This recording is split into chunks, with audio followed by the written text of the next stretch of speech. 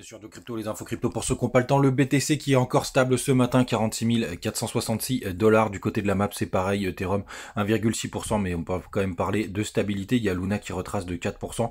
Et du reste de la map, on a juste Link qui pousse 8% et Atom qui continue de pousser 5%. C'est assez joli à voir et uni à la 25e position. Les gars, le gros sujet du jour, c'est qu'est-ce qui se passe sur le BTC, puisqu'on a quand même pas mal de signaux bullish et pourtant, il y a quand même un truc qui m'inquiète fortement, c'est qu'on n'arrête pas de retester cette résistance. Et moi, j'aime pas beaucoup quand on tape plusieurs fois sur un support, pardon, pas une résistance, parce qu'au bout d'un moment, on peut finir par la percer. Et pourquoi je trouve qu'il y a quand même pas mal de news bullish, pardon. On a Tesla qui a été très proche de son plus haut historique. Et pourquoi je vous parle de Tesla? Parce qu'il est très corrélé au Bitcoin avec la grosse position qu'il a sur les marchés. Et en général, il réagit avant le Bitcoin. Donc c'est souvent un indicateur qui est assez intéressant. Mais vous voyez, on a touché les 1200 dollars hier, donc c'est assez bizarre de voir ça. Le SP500 il a fait un nouveau record historique, c'est assez puissant. Bon, il y a aussi le CAC 40, mais on va pas se mentir que le CAC 40 tout le monde s'en fout pour le marché. Et puis on a aussi le hash rate qui a atteint un nouveau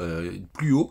Donc le hash rate en gros c'est le taux de hachage, c'est la sécurité du réseau Bitcoin via les mineurs et les nombres de mineurs qui sont branchés pour sécuriser le réseau. Donc quand on part vraiment sur la partie contexte et ce qu'il y a autour, macroéconomie, on se rend compte vraiment qu'il y a beaucoup de news bullish et pour autant on n'arrive pas à s'extirper.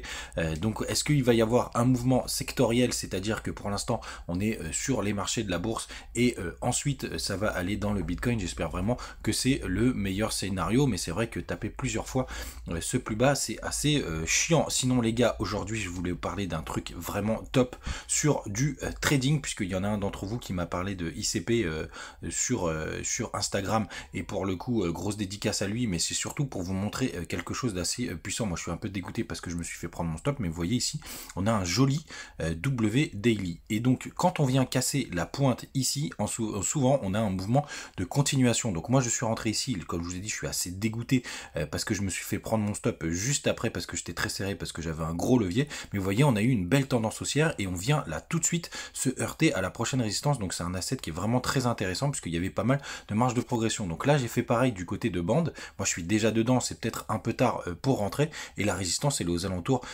des 7 dollars, et pour le coup vous voyez c'est très intéressant, on vient de casser, puisque quand on fait un joli W ici, la cassure c'est le meilleur moment pour rentrer, et c'est aussi assez rapide, et donc là on est en train de pumper du côté de bande. Donc si vous avez d'autres assets comme ça qui font des jolis W en daily, n'hésitez pas à me les envoyer, je les analyserai en direct justement pour prendre des mouvements de continuation. Moi je vais bientôt prendre mon profit sur bande. Faites attention à vous et à demain.